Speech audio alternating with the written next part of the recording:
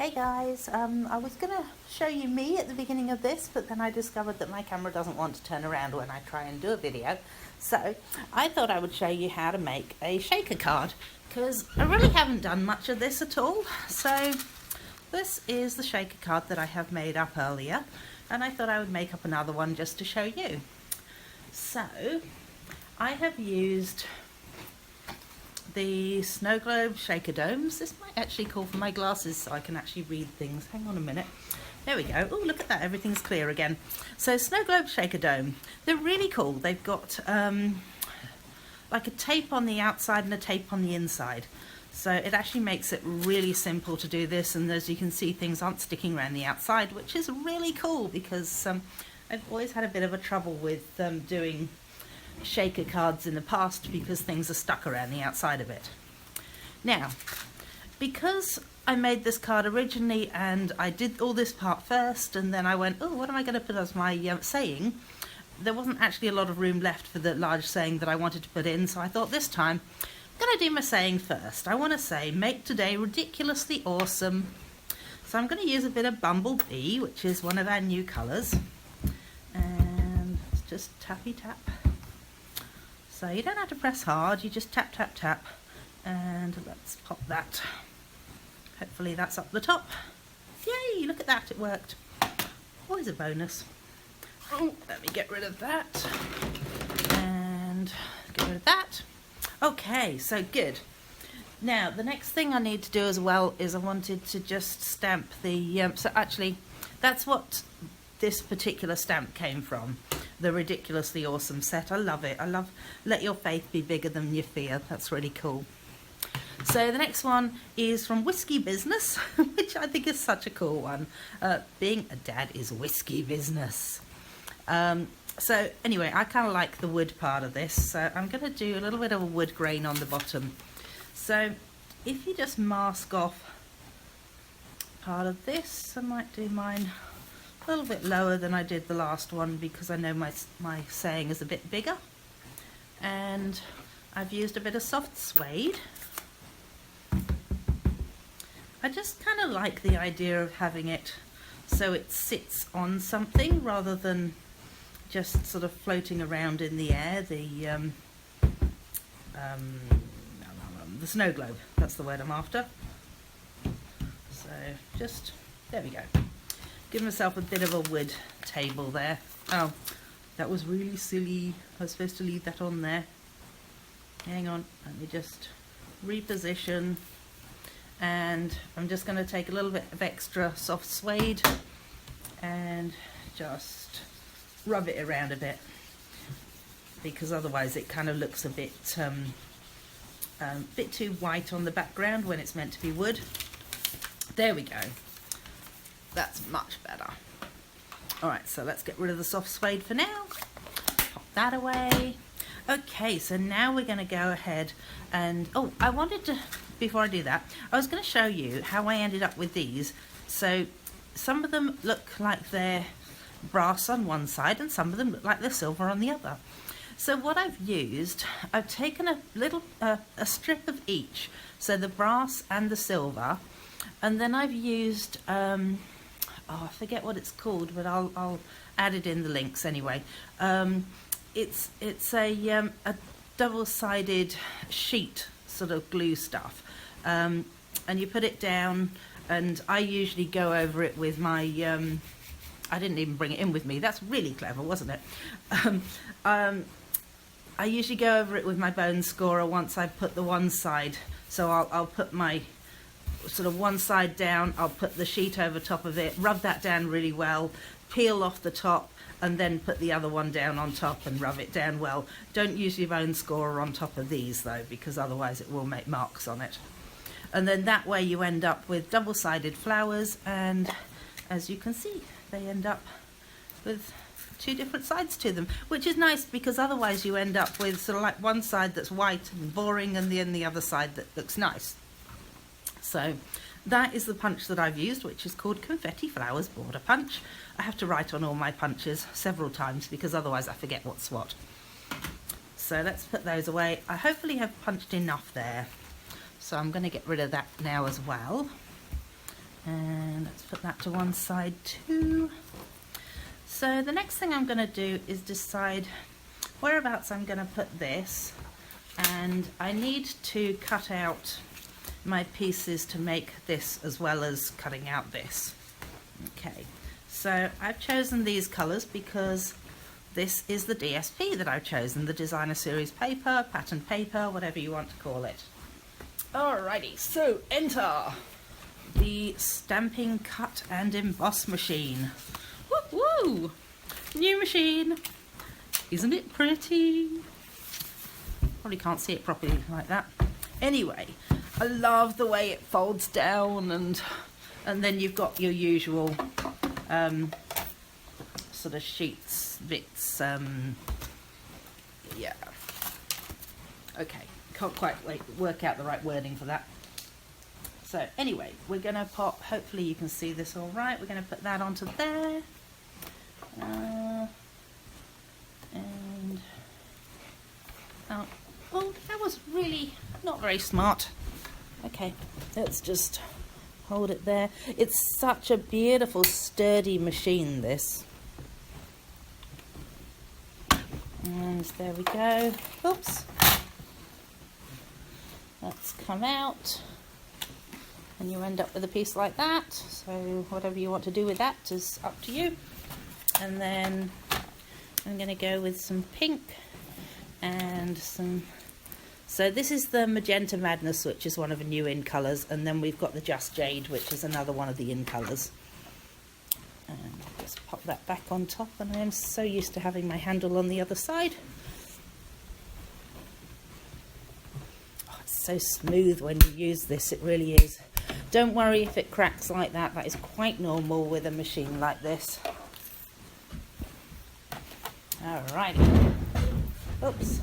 And I'm really sorry that it's kind of getting bumped around there. Alright, let me chuck those bits over there. These pieces off here.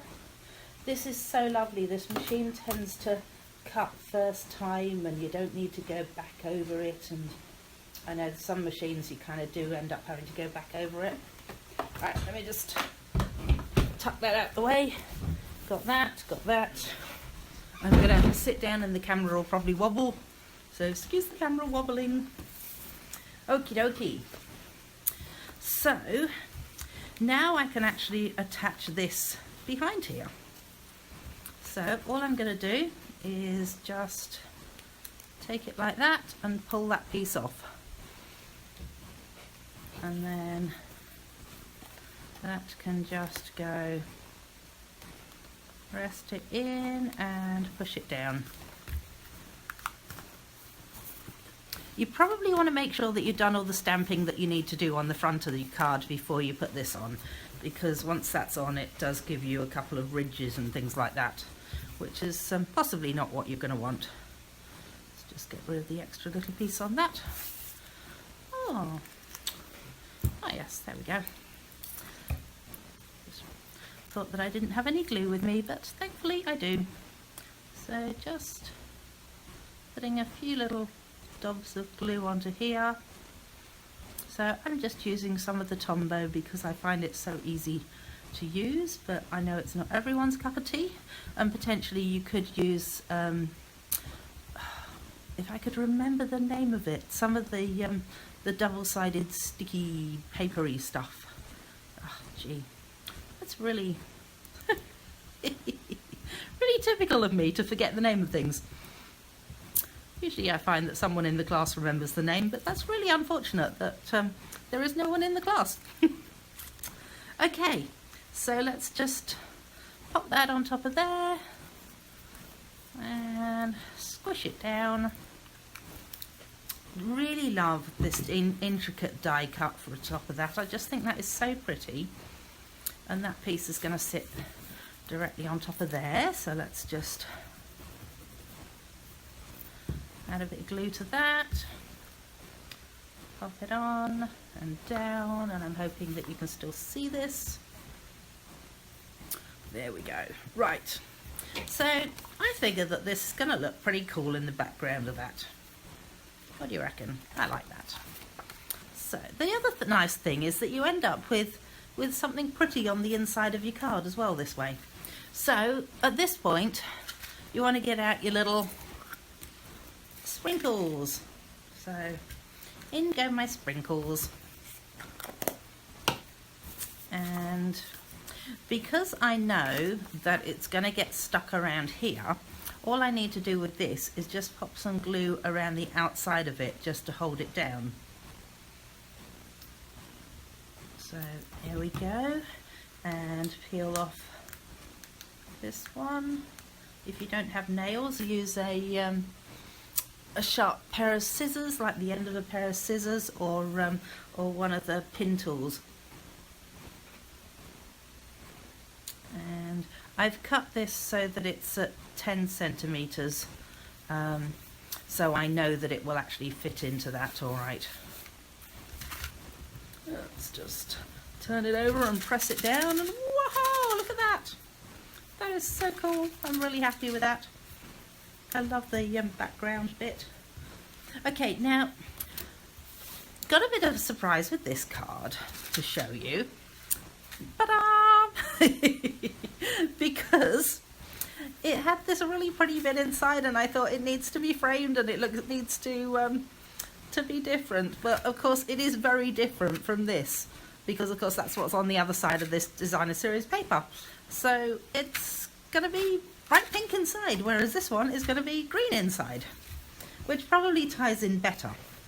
But I did think I would show you how to do this. So I've cut my cardstock just a little bit shorter than the size of the card itself. So this is 14.8, the actual card itself. This is centimeters, and 10.5. So I've cut it a couple of millimeters shorter on each part. Now what I want to do is find out where I want my gap to be. So I kind of want it about there and there, so that it's going to sort of frame that piece inside.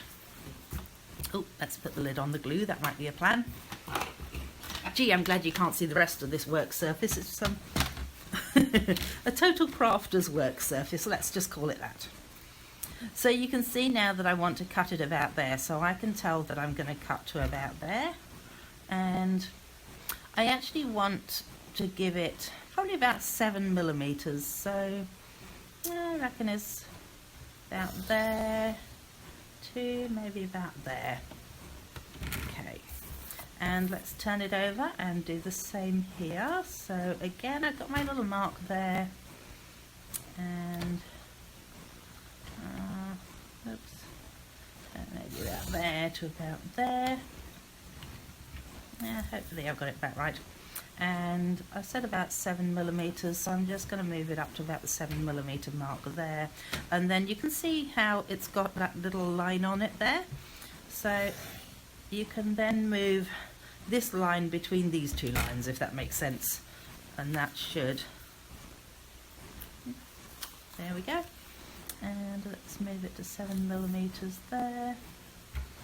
And move it between those two lines. 1, 2. And hopefully, oh, well, that probably would have been good had I actually done this one to 7 millimeters, but that's what scissors are for. There we go. So now I have a window that I've created there. Let's get rid of that and make this look half decent. And that's probably the wrong way up. Oh, look at that. It's much better. I'm just going to go over with my nail on that just so that it doesn't poke upwards. There we go. And I can find my glue again. Just glue, glue, glue, glue, glue. And down the edge. Whee! Do you like the sound effects? Oh my goodness me. Okay, so then you need to be a little bit careful as you're adding this one on, because of the fact that it's actually got something on the other side of it and you don't really want to squash it down. So just like that, and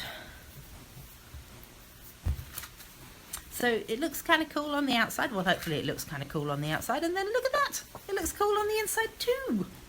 How exciting. Oh, I should probably tell you that the dies that I've used are these ones here.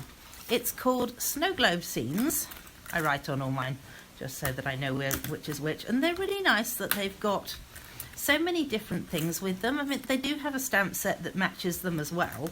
Well, they've actually got 2 stamp sets that match them now.